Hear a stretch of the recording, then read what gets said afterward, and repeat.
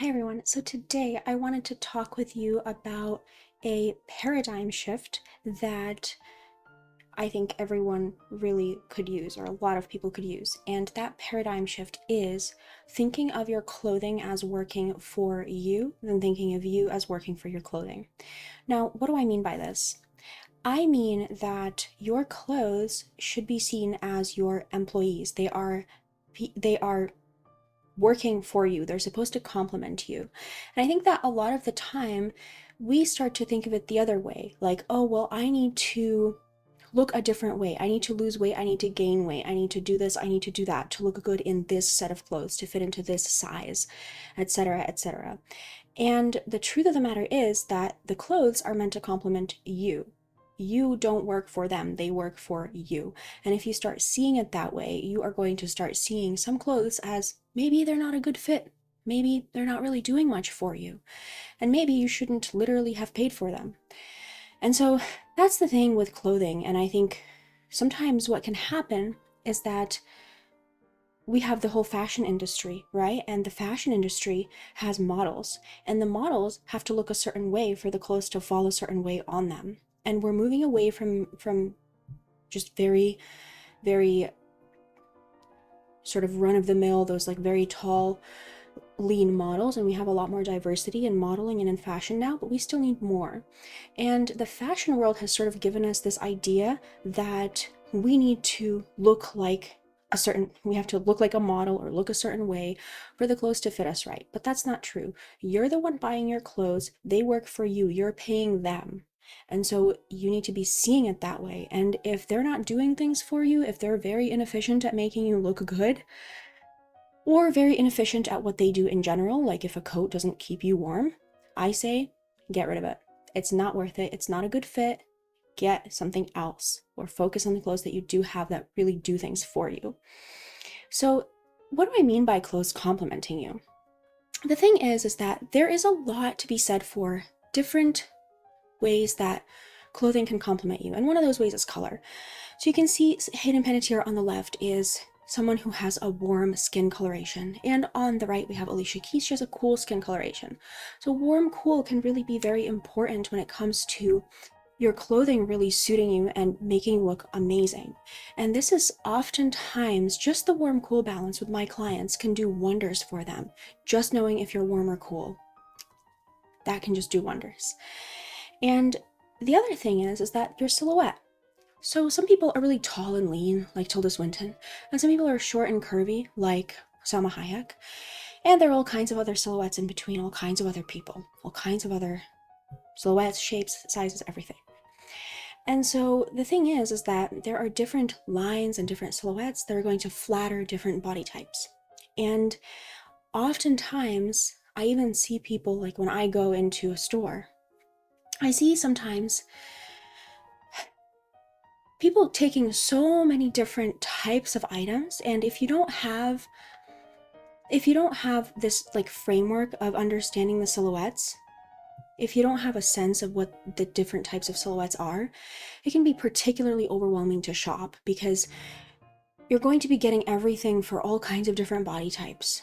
And your success rate is probably going to be 1 in 10 when it comes to the dressing room, because there are around 10 different types of silhouettes, 10 different types of body types. So that's the thing, is that you may have a success rate of 1 in 10, if you're lucky, if not 1 in 20 or 1 in 30. That's why when you go in, you go to the dressing room, you try on so many things, and then you just get so tired because there's always something a little bit off about all kinds of things.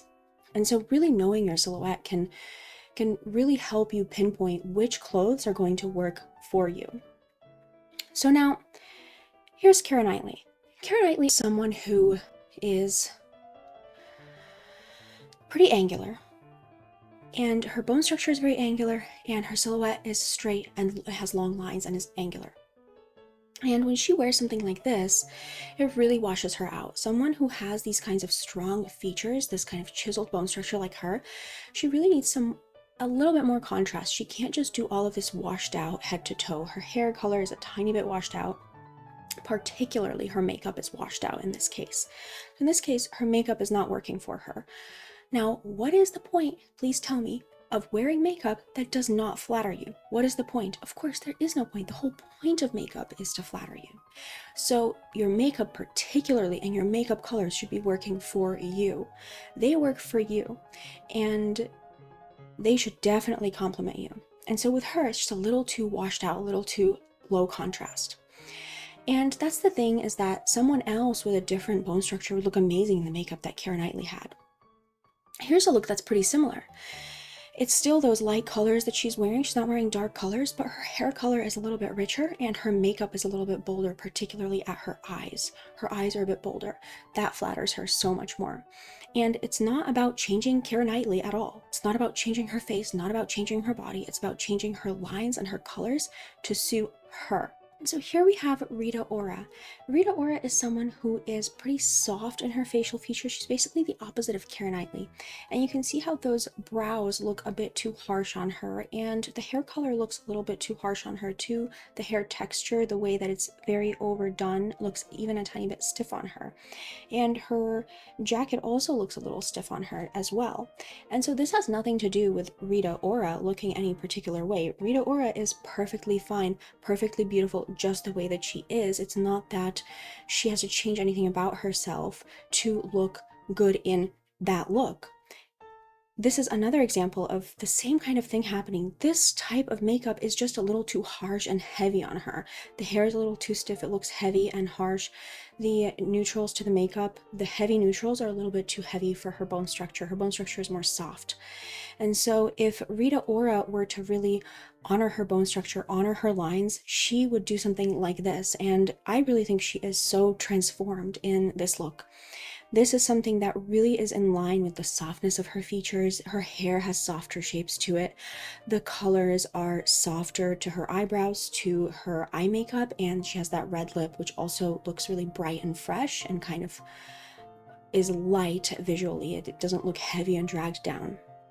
And the sparkles are also really, really fresh and light and weightless. It looks weightless visually, and so that's sort of similar to her bone structure and the softness of her silhouette, the softness of her facial features, and that just looks beautiful on her. And this is the thing, is that we can spend all our lives trying to find someone else's look. You know, we can find someone else's look. We can try to achieve someone else's look.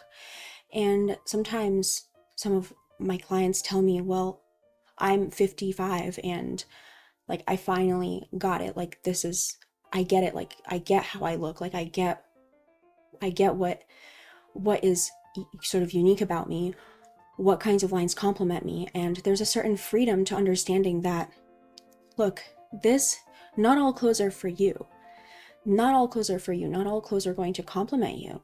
And that's okay. That's all right. If you have that framework, it's going to make things so much easier, right? And that's the thing that I talk about a lot on this channel and with my clients, is just having the framework to understand what flatters you, what works for you, and what doesn't. Because once you kind of understand that, it's so freeing and so nice to just know, oh, there's nothing wrong with me. Of course this shirt looks bad on me. You know, this is not for me at all. Of course that makes sense. And you know, I feel like we need a little bit more of that and a little bit less of trying to change ourselves, trying to change how we look, and more of finding things that complement us in the way that we already look. Here we have Jenna Coleman. Jenna Coleman here looks a little bit washed out, and the look for her is a little bit too mature. So she almost looks like she's aged a little bit, and at the same time, like she's really trying really hard to look more mature than she is, because she has those doll-like features to her face. And so she's on the set for Queen Victoria here. As Queen Victoria, she's in a show called Victoria. And of course, it's understandable that she would look this way. This usually is not her style choice, and she often wears things that are incredibly flattering for her. When she wears makeup like this that emphasizes her doll-like features, she actually looks more in her own skin. She just looks perfect. She looks really fresh, and it all comes together. Nothing looks out of place on her here. And the thing is that there are so many different ways. If you honor your own lines, you can still sort of add in some elements of other sort of features. Like, this is basically her in her own lines, in her own elements. But here she looks just a little bit more glamorous. Now, you can't really do, you can't go too far from how you look. You still are better off honoring how you look and having that harmony between how you look and the lines that you're wearing, like she has here. This is really one of her best looks because she has that animated print, but she's wearing just a little bit more reds, which is actually in line with her recommendations, because bright colors and contrasting colors are in line with her recommendations. The tousled hair is in line with her recommendations, so she just looks lovely here. And that's because she's following her recommendations. There is a rhyme and a reason to all of this. So here, she looks sort of dragged down and washed out, and in the other image, she really looked fresh and bright, and that's really fresh and bright is Jenna Coleman's look. It's not this kind of mature, subdued look. It's just not. So next up, we have Elle Fanning. Elle Fanning is one of my favorite celebrities to discuss, to talk about, because she has such an interesting mixture of features. She has those long lines. She has a bit of width to her shoulders, a bit of width to her silhouette. I have a video on Elle Fanning if you're interested, where I go deeper into her look. And she also has like softer features to her face and sort of youthful and doll-like and innocent features to her face. And so that gives her this very unique look. And she has this very light coloring as well, which adds to her unique look. Here, this is not really doing that much for her. The angularity to the neckline is a little bit too much. The bodice of the dress is a little bit too stiff, and that hair slicked back like that is just a little bit too stiff on her. So it just is not really coming together. It's not really bringing out her beauty.